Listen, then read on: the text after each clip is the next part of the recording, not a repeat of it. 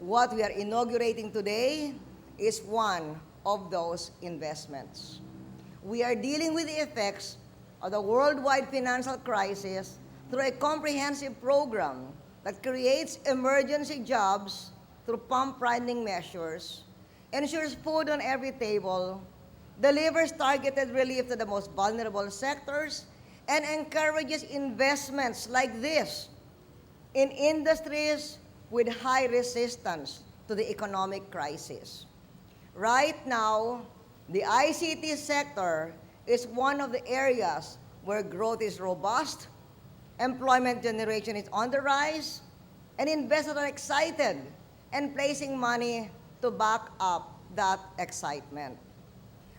Yesterday, we were very alarmed to read the news that one of the call centers supposedly laid off 700 workers.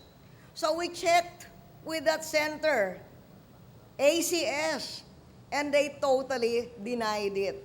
In fact, they're looking for more workers.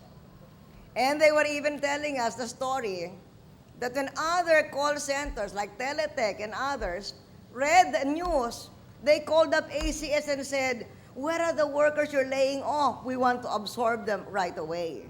But ACS says we're not laying off anyone, we're looking for more.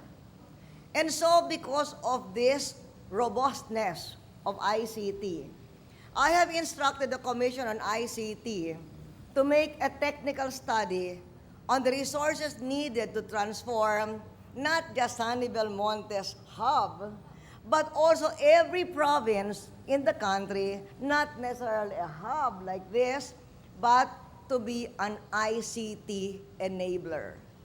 After completing the technical studies, the national government to the CICT shall guide the LGUs concerned on how to pursue the technology programs with these twin objectives. Number one, develop a technology hub, a small one, not one like this, in each of the country's provinces with a hub capable of hosting, at the very least, contact center operations. And second, expand the capabilities of provinces that are already currently ICT enablers so that they can increase their absorptive capacities and expand into hardcore ICT operations. The national government will merely provide guidance and advice on a menu of pathways and strategies towards these objectives. It will be the LGU leaders who will decide on the level of technology and development they want.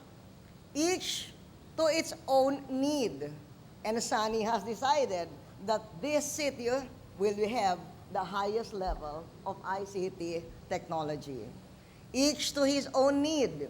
And this is what we can do given that we have not been able to put together a national broadband. This is a good second best. In the ICT jargon, we need to wire the entire country to attract more BPO and hardcore technology companies and help train young Filipinos into world-class workers in programming, embedded technologies, and network engineering.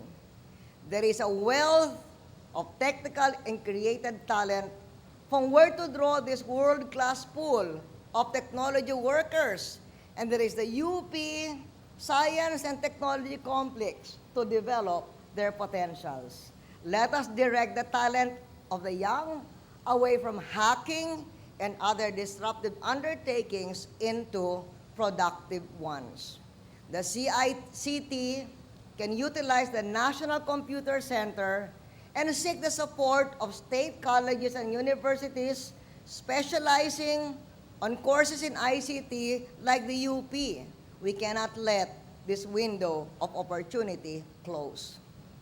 Technology has also helped the government make sure that we now have a solid supply of rice for the foreseeable future. Furthermore, we are happy that distribution of rice is working. The people are getting the rice they need. Our farmers are getting the investments they need. Instead of buying only 30,000 metric tons of rice from our farmers as before, this harvest season, government is buying 1 million metric tons. This should encourage rice production to go up. With this, inflation has started to come down. The price of rice, together with fuel, has come down. And we expect the earning power of UP employees and others' paychecks to increase. We want to harness the wonders of technology to produce more food, create more jobs as what will be created here, and improve our productivity. The UP-Ayala Techno Hub and the whole SNT Park and the UP SNT Complex will help achieve all these objectives. So I thank Ayala Land. I thank the early locators already here. Sounds like a nice place to spend an afternoon having coffee and spaghetti here. I thank you all for your continuing faith in the nation's ability to stand up to any challenge. Our people are as optimistic as you and as eager to work harder to get our country back on the growth track. This afternoon, we leave for the APEC leaders meeting in Peru. We are optimistic as we leave about our future and the hope, optimism, and resilience of the Filipino people because we are revitalized by what we see here. We will express to the other leaders of APEC the hope of our people that in seeking common ground on ways to coordinate assistance to our economies, we must do so in a way that puts the interests of the poor and the dispossessed ahead of the rich and the powerful.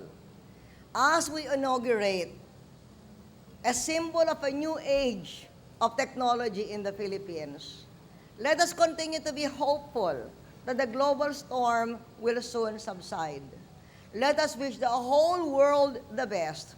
And here, within our country, let us resolve to work even harder to keep our economy resilient. To Ayala Land and UP for your contribution to these important goals. Congratulations and thank you.